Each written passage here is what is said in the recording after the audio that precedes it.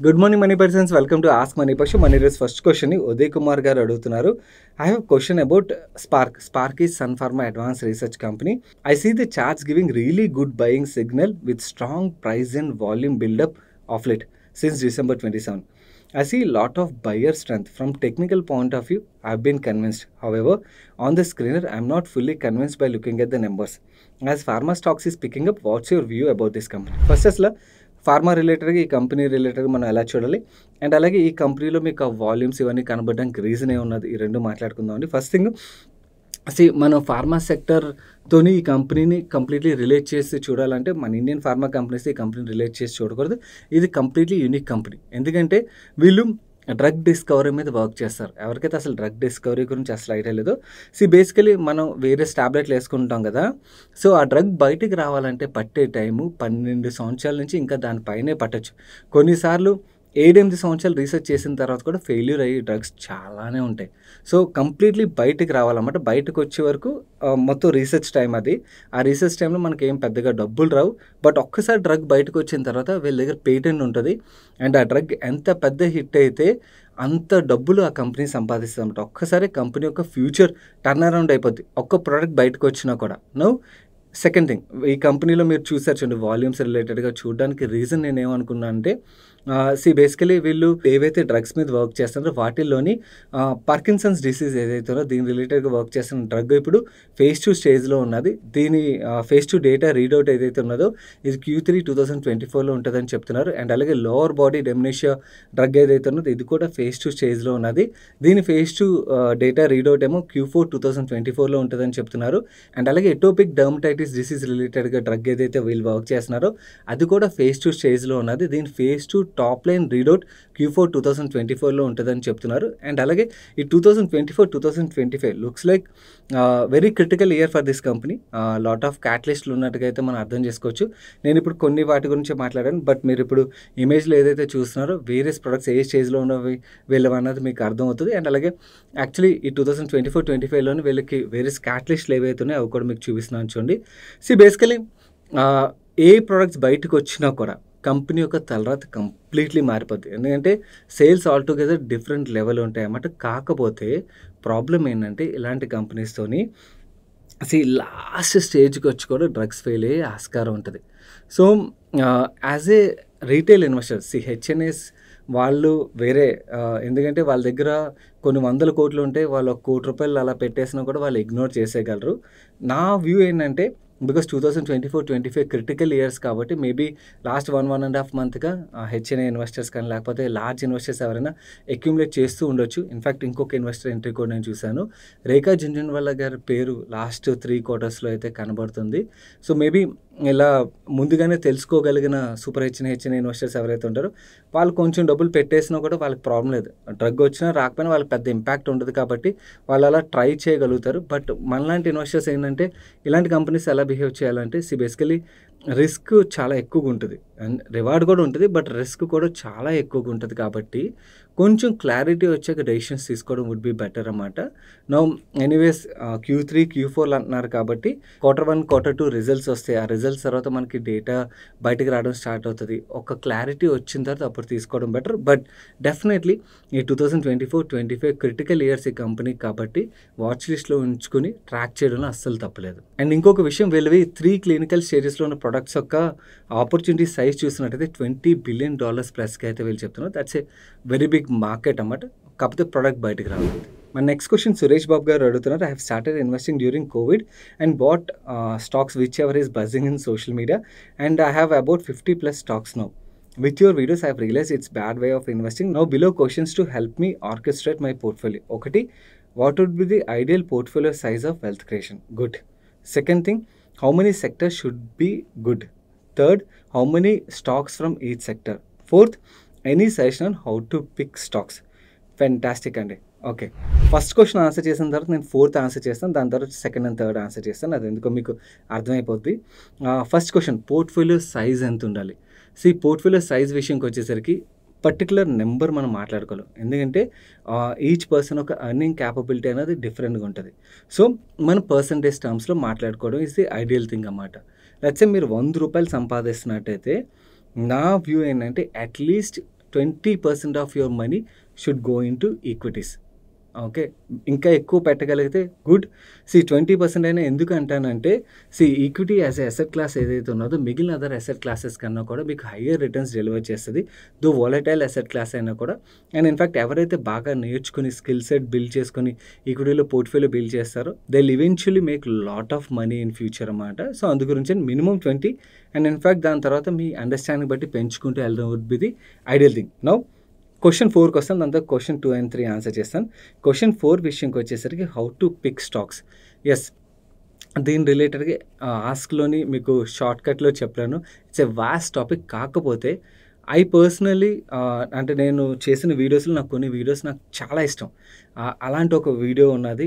కాకపోతే but unfortunately are fortunately ఆ video పెద్దగా ఎక్కువ మంది చూడలేదు. ఓకే, ఎక్కువ మంది చూస్తుంటే ఎక్కువ మందికి ఆ నాలెడ్జ్ రీచ్ అయ్యేదేమో. బట్ ఎవరైతే లిమిటెడ్ పీపుల్ చూసారో అట్లీస్ట్ ఆ లిమిటెడ్ పీపుల్ అని they might be enjoying it. So ఇక్కడ మీకు కనబడుతుంది కదా ఈ వీడియోలోని నాకు పర్సనలీ అంటే స్టాక్ పికింగ్ రిలేటెడ్గా మనం ఫాలో అవ్వాల్సింది ఏదైతే ప్రాసెస్ ఉన్నదో దాన్ని మొత్తం కలిపి నేను ఈ వీడియోలో షేర్ చేశాను అనమాట. సో ఈ వీడియో చూడడం మాత్రమే కాకుండా నా సజెషన్ అంటే వీడియో చూసినప్పుడు నోట్స్ రాసుకోవడానికి ప్రయత్నించండి.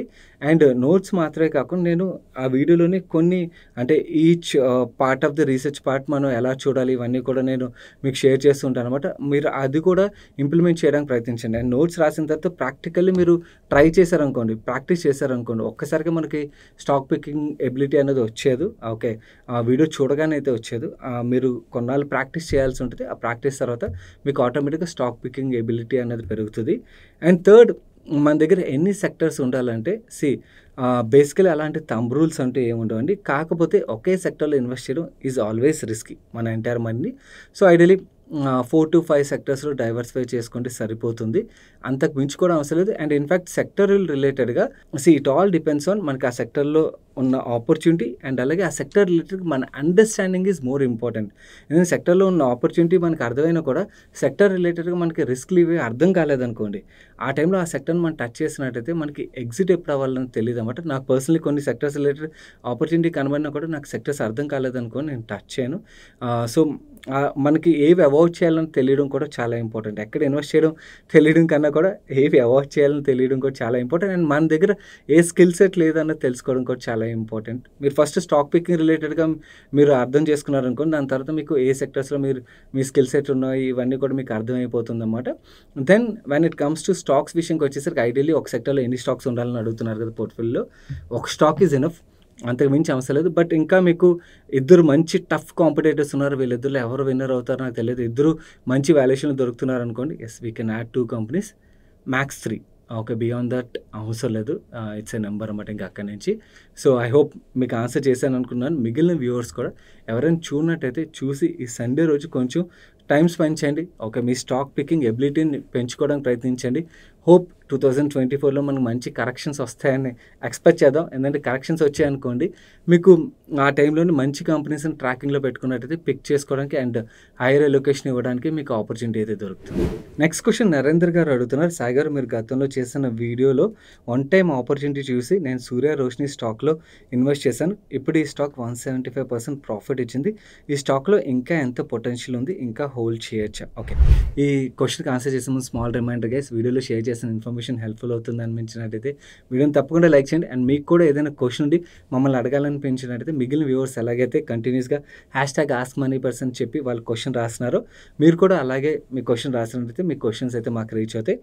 కమింగ్ టు నరేంద్ర గారి క్వశ్చన్ విషయంకి వచ్చేసరికి నా పర్సనల్ వ్యూ ప్రకారం ఇంకా మంచి వాల్యుయేషన్లో ఉన్నదని నేను అనుకున్నానండి. ఎందుకంటే వీళ్ళు బిల్డింగ్ మెటీరియల్స్ బిజినెస్ ఏదైతే ఉన్నదో స్టీల్ పైప్ బిజినెస్, ఇది ఇక్కడ మంచి ఆపర్చునిటీ అయితే ఉన్నది. ఈవెన్ వీళ్ళ కన్స్యూమర్ బిజినెస్ కూడా రీసెంట్గా డెట్ ఫ్రీ అయితే చేసినట్టుగా వీళ్ళ అప్డేట్ కూడా రిలీజ్ చేశారు. Company is doing good. Let's see numbers track చేసుకుంటే వెళ్ళాలి. కరెంట్ వాల్యుయేషన్ స్టిల్ నాకైతే అట్రాక్టివ్గా అనిపిస్తుంది. ఇట్ ఆల్ డిపెండ్స్ ఆన్ మీ రిస్క్ క్యాపబిలిటీ, ఎంతవరకు మీరు హోల్డ్ చేయగలరని దాని మీద డిపెండ్ అయి ఉంటుంది. నాకైతే it is still at good valuation. ఈరోజు సండే ఫండే సజెషన్ విషయంకి వచ్చేసరికి ముత్తే మురళీధరన్ గారి బయోగ్రఫీ 800 మూవీ ఏదైతే ఉందో చాలామందికి రిలీజ్ అయింది అన్నది కూడా ఐడియా ఉండకపోవచ్చు. చాలా తక్కువ రోజులు ఆడింది. బట్ యాక్చువల్లీ మూవీ అయితే బాగుంది. అంటే ఎవరికైతే క్రికెట్ రిలేటెడ్ ఇంట్రెస్ట్ ఉంటుందో వాళ్ళకి ఓన్లీ క్రికెట్ అని కాకుండా ఆ టైంలో శ్రీలంకలో ఏం జరిగింది, ఎలా ఉండేవారు, ఇవన్నిటి రిలేటెడ్గా కూడా ఒక అవగాహన అయితే వస్తుంది. Interesting movie, you can check it out. కాకపోతే మిగిలిన వ్యూవర్స్కి ఒక డిస్క్లైమర్, అసలు క్రికెట్ తెలియదు, క్రికెట్ నచ్చిన వాళ్ళకైతే బోర్ కొట్టచ్చు, యూ కెన్ స్కిప్ దిస్. మా నెక్స్ట్ క్వశ్చన్ శ్రీహర్ష గారు అడుగుతున్నారు. I'm holding RBZ Jewellers, I got it in IPO. Is it good for long term or can I book profits and exit now? First of all congratulations అండి, మీకు IPOలో వచ్చింది. And అసలు అంటే company రిలేటెడ్గా మీకు క్వశ్చన్ బట్టి అర్థమవుతుంది, ఐడియా లేకుండా IPO అప్లై చేశారు, వచ్చింది అండ్ మేడ్ మనీ. నాకు పర్సనలీ IPO రిలేటెడ్గా చదివినప్పుడు అయితే నాకు కంపెనీ బాగా నచ్చింది. ఈవెన్ IPO వీడియోలో కూడా ఐ షేర్ దట్. కాకపోతే నేను ఏమనుకున్నానంటే నాకు అలాట్మెంట్ దొరికేస్తుందేమో ఫస్ట్ డే, అంటే దాని తర్వాత ఎప్పుడైతే సబ్స్క్రిప్షన్స్ వచ్చాయో క్లారిటీ వచ్చేసింది. బేసికలీ చాలామంది ఇన్వెస్టర్స్ ఏంటంటే కంపెనీ బాగున్నా బాగాలేకపోయినా గ్రే మార్కెట్ ప్రీమియం ఆధారంగా ఇన్వెస్ట్మెంట్ డెసిషన్స్ అనేవి తీసుకుంటారు. నేను పర్సనల్ నాకు ఆ గ్రే మార్కెట్తో సంబంధం లేదు. నా కంపెనీ బాగుంటే ప్రీమియం లేకపోయినా నెగిటివ్ ఉన్నా నేనైతే ఆ కంపెనీలో ఇన్వెస్ట్ చేయడానికి ప్రిఫర్ చేస్తాను. నాకు కంపెనీ గురించి చదివినప్పుడు పెద్ద నెగిటివ్స్ కనబడలేదు. అండ్ ఇన్ఫాక్ట్ పియర్తో కంపేర్ చేసినప్పుడు నాకు వాల్యుయేషన్స్ పరంగా వీళ్ళు వాళ్ళతో కంపేర్ చేస్తే చాలా తక్కువ వాల్యుయేషన్కి వస్తున్నారు అనిపించింది. అట్లీస్ట్ ఆ వాల్యుయేషన్ రీరేటింగ్ అయితే లిస్ట్ అయిన తర్వాత జరిగే స్కోప్ ఉంటుంది అనుకుని గట్టిగా అప్లై చేద్దామని మొత్తం అందరం గట్టిగా అప్లై చేసాం. అన్ఫార్చునేట్లీ ఎక్సెప్ట్ యశ్వంత్ తప్పించి ఎవరికి రాలేదు. యశ్వంత్ ఒక్కడికి అలాట్మెంట్ వచ్చింది. నేను యశ్వంత్ జరిగిన కాన్వర్జేషన్ మీకు చెప్తాను. దట్ తనకు నేనేం చెప్పాను మీకు అదే చెప్తాను. తనకు నేనేం చెప్పానంటే దీని పియర్ కంపెనీ స్కై గోల్డ్ ఏదైతే ఉన్నదో దాని పి వరకు దీని రీరేటింగ్ ఉంటుంది అని నేనైతే యాంటిసిపేట్ చేస్తున్నాను. అక్కడికి రాగానే you can take your call, exit రిలేటెడ్గా, ప్రాఫిట్ బుకింగ్ రిలేటెడ్. ఎందుకంటే కంపెనీ పరంగా అంత యూనిక్ కంపెనీ ఏం కాదు. ఓకే, ఈ బిజినెస్లో చాలా కంపెనీస్ ఉంటాయి. అండ్ అలాగే అలానే నెగిటివ్స్ కూడా పెద్దగా లేవు. ఓన్లీ థింగ్ వాల్యుయేషన్ పియర్తో కంపేర్ చేస్తే చాలా తక్కువకి వచ్చింది కాబట్టి ఆ వాల్యుయేషన్ రీరేటింగ్ సైడ్ నాకైతే స్కోప్ కనబడింది. దాని తర్వాత లో ఫ్లోట్ స్టాక్ కాబట్టి ఎంతవరకు వెళ్తుంది అన్నది ఎవరు యాంటిసిపేట్ చేయలేం. బట్ అక్కడ వరకు అయితే నాకు ఆపర్చునిటీ ఉంటుంది అనిపించింది. That is what I have told him. That was our conversation. Let's see ఆ వాల్యుయేషన్ వచ్చాకైతే మాత్రం I have told him this. తను ఏం కాల్ తీసుకుంటారు తన ఇష్టం. బట్ మీకు చెప్తాను, మీరు ఈ థీసిస్కి ఇంకేమైనా థీసిస్లో యాడ్ చేసి డెసిషన్ తీసుకుంటారని తీసుకోండి. This is what my view about this company. మన నెక్స్ట్ క్వశ్చన్ నవీన్ గారు అడుగుతున్నారు. I look IDFC will be very good bank in long term, thinking about investing gradually or regularly, please share your view on this. Naveen garu, first thing company పరంగా నా వ్యూని actually channel పెట్టిన కొత్తలోనే share చేశాను. Actually market మొత్తం మాట్లాడకముందు we have done a video on it అన్నమాట, IDFC రిలేటెడ్గా. అప్పుడు ఏదైతే థీసిస్ ఉన్నదో ఇవన్నీ రిలేటెడ్గా మీకు క్లియర్గా అందులో ఎక్స్ప్లెయిన్ చేశాను. సెకండ్, యాజ్ ఏ కస్టమర్గా నేను ఇప్పుడైతే నా ఎక్స్పీరియన్స్ షేర్ చేయగలను. బికాజ్ ఇన్నాళ్ళు నేను యాజ్ ఏ కస్టమర్గా IDFCలోని ఎప్పుడు వాళ్ళ సర్వీసెస్ అయితే అవైల్ చేసుకోలేదు. రీసెంట్గా ఒక 5-6 months back we have opened our account అన్నమాట. సర్వీసెస్ పరంగా కానీ లేకపోతే ఓవరాల్గా చూసినట్టయితే నాకైతే ఇప్పటివరకు బాగా అనిపించింది. I'm also thinking that they will grow well అనే అనుకున్నాను. లెట్స్ సీ వీళ్ళు ఎలాగే కంటిన్యూ చేస్తే మాత్రం definitely they will do well అన్నది కూడా నా వ్యూ అండి. మన నెక్స్ట్ క్వశ్చన్ శ్రవణ్ గారు అడుగుతున్నారు. I have tried reading RHP of companies, then I understood the effort behind your IPO videos. Thanks a lot అండి. యాక్చువల్లీ టీమ్ చాలా కష్టపడతారు. They put lot of efforts IPO వచ్చినప్పుడు RHP మీద. అండ్ మ్యూచువల్ ఫండ్ పోర్ట్ఫోలియో రిలేటెడ్గా my XIR is 25.14% and absolute return is 23.22%. Is it good return or not? I've been making SIP for many years, but at present my friends are suggesting me to withdraw the amount and invest in direct stocks as they are saying the returns are less. Please suggest. I have portfolio in stocks in less size compared to mutual funds. Shravan గారు, మీ question చూసిన తర్వాత నాకు ఒక doubt వచ్చింది. ఒకటి ఏంటంటే మీరు XIR 25% అని రాశారు అండ్ అబ్సల్యూట్ 23% అని రాశారు అండ్ SIP చాలా సంవత్సరాలుగా మీరు చేస్తున్నారు. చాలా సంవత్సరాలుగా చేసినట్టయితే అబ్సల్యూట్ 23 ఉండకూడదండి. It should be much higher. 25% XIR ఉన్నప్పుడు. మీరు అక్కడ ఏమైనా కన్ఫ్యూజ్ అయ్యారు అనుకున్నాను.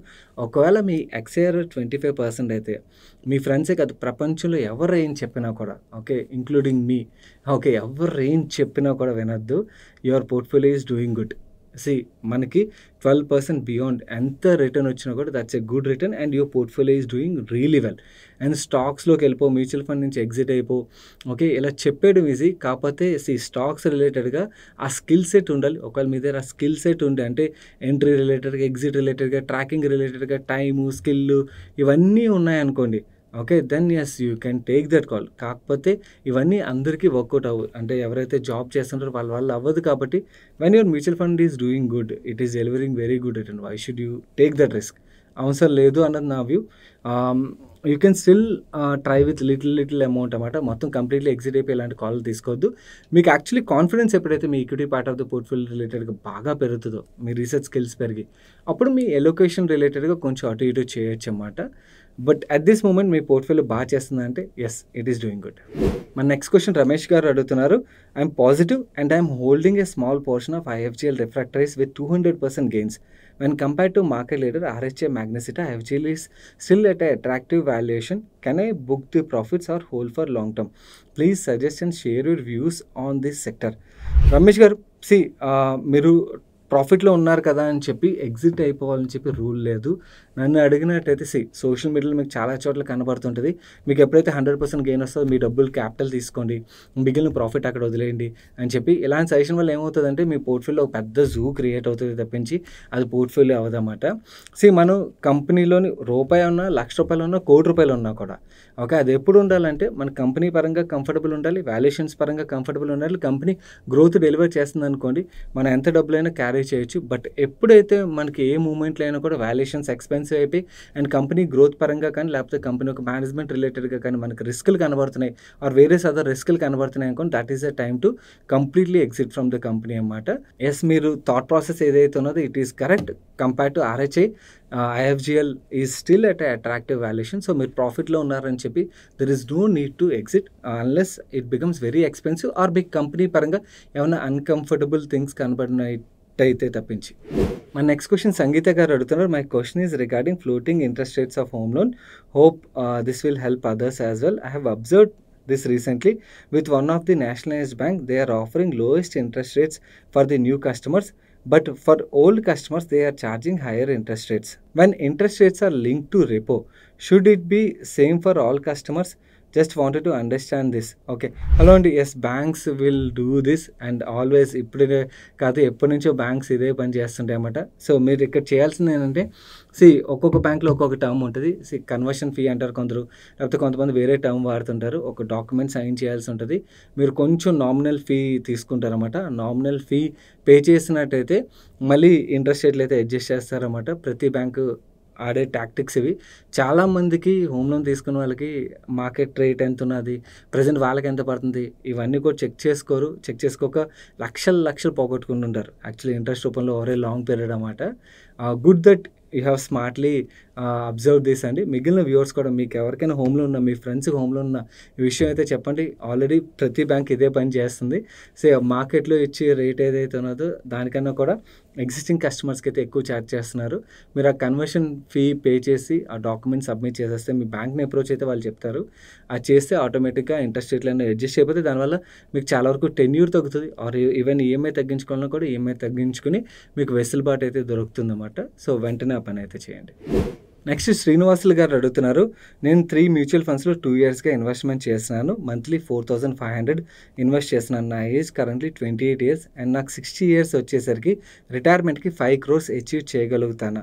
శ్రీనివాసులు గారు, మీరు పంపించిన నెంబర్స్ బట్టి నేనైతే క్యాలిక్యులేట్ చేశాను. హోప్ ఈ 3 ఫండ్స్ ఈక్విటీ ఫండ్స్ అని అనుకున్నాను. సో నేను 12% రిటర్న్ తీసుకున్నట్టయితే అవ్వట్లేదండి 5 కోట్లు. కాకపోతే అవ్వట్లేదని డిసప్పాయింట్ అవ్వద్దు. There is other alternative way.